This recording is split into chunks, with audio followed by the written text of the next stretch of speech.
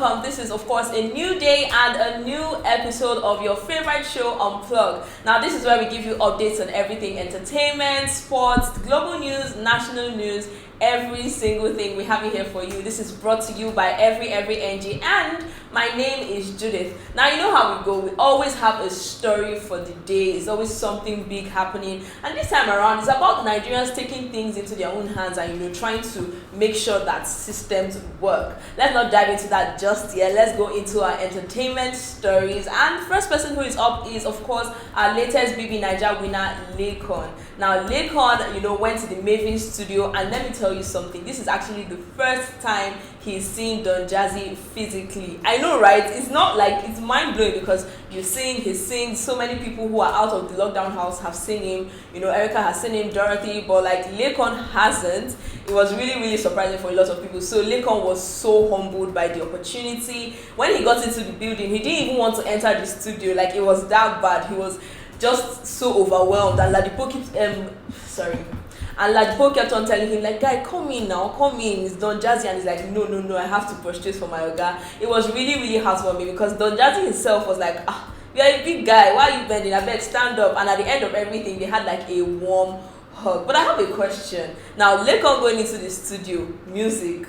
Are you thinking what I'm thinking? Anyway, let's move on to our next story. And this one is from Mercy Eke. Now, Mercy revealed that she fell victim to a phone scam. Yeah, she said this on her Instagram live. She was like, someone called her pretending to be from the bank, and I assume that she dropped details here and there because she lost money, according to what she said. And she was telling the bank to better refund her money. Whoever took her money should refund it because she's not playing. And she even promised not to put a dime back into the affected bank. Now, people are now asking, Mercy, can we blame the bank? People no longer answer calls and give sensitive information over the phone. So, do you really blame the bank for what happened? Well, whatever the case is, just be careful. These scammers are out there doing it. Yes. Okay, Kidwire is also in the news, and Kidwire has been making a lot of statements lately. He's always in the news for something he said or something he did. And, he was having like a question and answer session on his Instagram live. And someone asked him, why is it that celebrities keep their relationships private? And Kidwire was like, well, because there are a lot of toxic people who want to see them fail, who want to see them, break up. So it's just the safest thing to do, keeping your relationship out of the public eye. But then again, there are public figures who have had their relationships out there, and it has been working, it has been going on smoothly, for years. So is there really a rule to this relationship thing, especially if you are a celebrity? Let me know what you think on that situation, right? Okay, let's move on to VI, aka VI, because her name is V Adeleye, has come out to say that she's dating Neil. Now, if you've been following V and Neil's relationship from the BBNaija house, you know that this is a testimony, because V would always say, well, Neil is my guy, he's special to me, but that he is my boyfriend will just not happen. But over the weekend, she was in an interview and she was asked about her relationship with Neil, and she finally admitted that they were dating. Finally. Okay, let's move on to something that is a bit more controversial, and this one is from Nigerian musician and the king of the Malians, Naira Marley. Now, he reacted to a video of school kids who were arrested by the Southwest Security Unit, Amotekun. Now, according to the video, it was a teacher that was making the video, and she said that they saw these school kids in the bush exhibiting what they call Malian attitude, and they had to arrest them for that. The kids were bundled up in the video, in the truck, and Naira Marley was really upset. He's like, what is this? Send me this kid's school, I need to reach them, for whatever reason, and the teacher and the people who arrested these kids need to be arrested because this is child abuse. Now, this particular story has been making the rounds on social media. People have been having, kind of like a back and forth, like, were they wrong to arrest the children because they're so young, or were they right to at least tell them that, look, what you're doing is wrong and there's punishment for this attitude that you're exhibiting? So that's the conversation that people have been having, and I would really love to know what you think on that. Do you think they were right to arrest those kids as opposed to call their parents, talk to them? What do you think was the best way to handle that situation? Let me know. Now, we have some sad news, and this one happened in Ondo State, where a cement-laden truck actually killed at least 9 people close to a university in Akambe. Now, this happened, and the school shut down because students were upset. They went on a protest.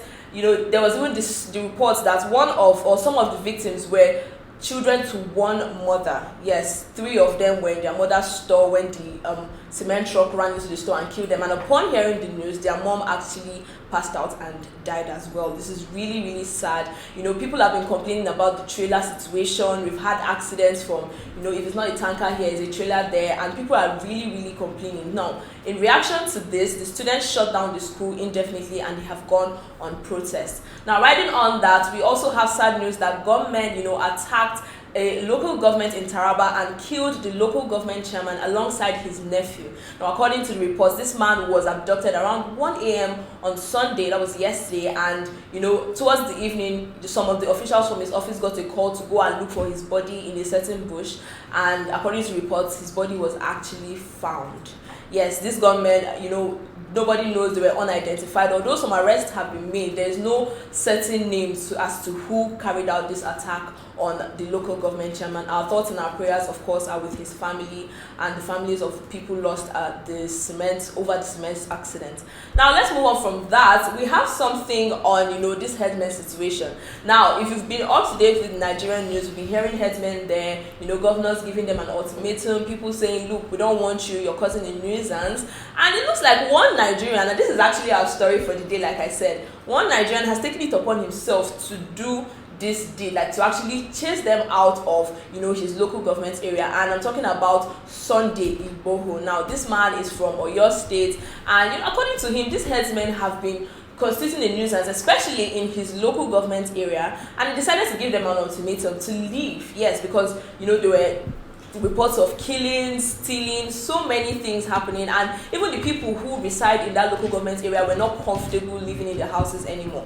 So Mr. Sunday gave them an ultimatum, and although the Ondo state governor, the Oyo state governor gave him, a warning, like, you don't have the rights to tell these people to leave the state, he still went ahead and carried on with his plans of sending them out of the local government area. Now, some Nigerians have been applauding him as a hero. Some people are saying he has done what the government has refused to do for months, and after so many complaints from Nigerians, while others are like, oh my god, you overrode the governor's instructions.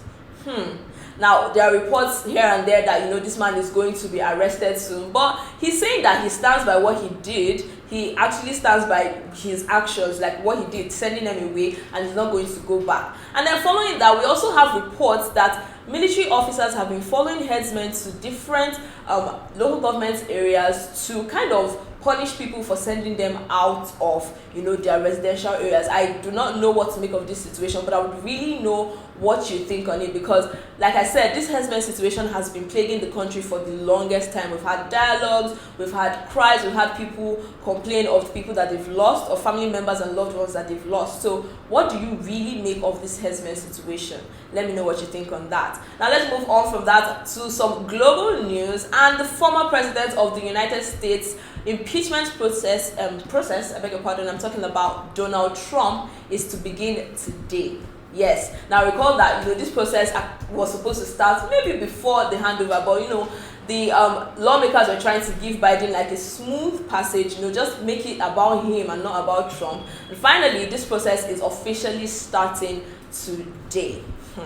Okay, let's move on to some sports news. As usual, I never leave without dropping something for my sports lovers here and there. And this one is really, really tricky because a lot of money is involved. Now, 2 football stars, I'm talking Messi and Cristiano Ronaldo. Now, these two reportedly rejected a deal of about £5 million from the United Arab Emirates. Now, this deal was supposed to be, for an ad to kind of promote the country as a holiday destination. And let me burst your head.